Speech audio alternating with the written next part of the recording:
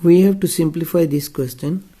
So in first step I can write equal 5 power n multiplied 5 power 3, then minus 6 times 5 power n multiplied 5 power 1. Okay, then divided by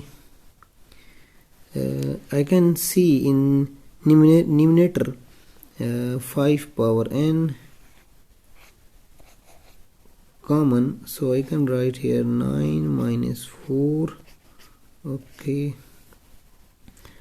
same way I can take common 5n from the numerator, so here I can write 5 power n time then 5 power 3 minus 6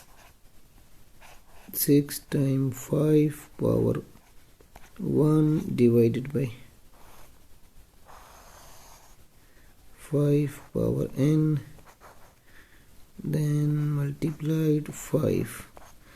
Okay, so 5 power n and 5 power n will cancel, so we can write equal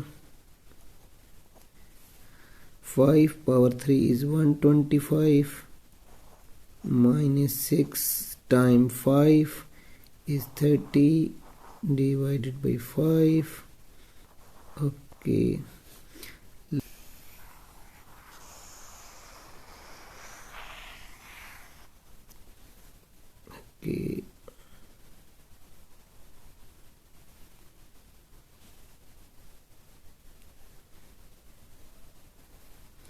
so I can write further equal this is equal to 95 by 5, and then I can write this is equal to 19, and this is our final answer.